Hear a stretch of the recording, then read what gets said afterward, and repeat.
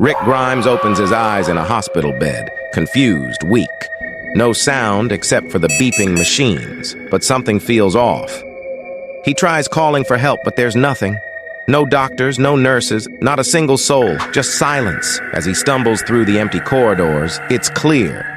This hospital is abandoned. Something terrible happened while he was out, and no one bothered to wake him up. Then he finds this, a door chained shut, with a warning scrawled in blood, and you just know whatever's behind that door is not human. Yeah, it's that kind of world now. Rick makes it outside, and what greets him? A world in ruins, cars abandoned, buildings shattered, and not a single person in sight. The world he knew, gone.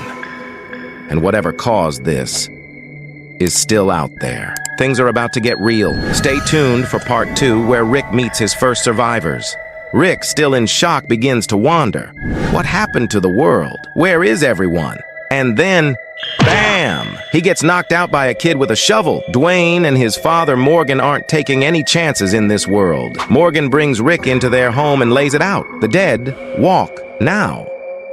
They're slow, mindless, but relentless. You get bit, you die, and then you come back. Rick's entire world has just been flipped upside down, but he's got one goal: find his family. Armed and determined, Rick rides his car towards Atlanta, hoping his family is still out there. But little does he know, he's riding right into the heart of danger. Walkers everywhere, destruction, chaos, and Rick has no idea what's coming. Part 3, you don't want to miss it. Rick's journey takes a rough turn. His car runs out of gas. Stranded with no other choice, he sets out on foot, hoping for a miracle. And then he spots it.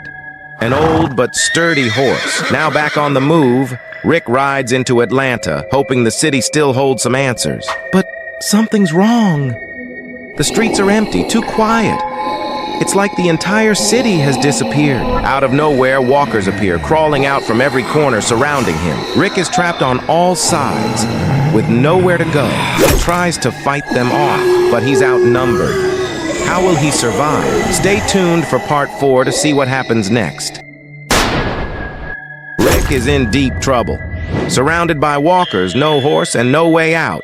Just when it seems hopeless, Glenn, a fellow survivor, shows up in the nick of time. He leads Rick through the chaos, navigating the zombie-filled streets like a pro. Together, they barely escape the walkers. But the real surprise is yet to come. Glenn brings Rick to the survivors' camp outside the city, where an emotional reunion awaits. Rick's long search is over. He's finally found his wife Lori and his son Carl. But in this new world, danger is never far away. The reunion is heartwarming, but how long can they stay safe? Find out in the next episode.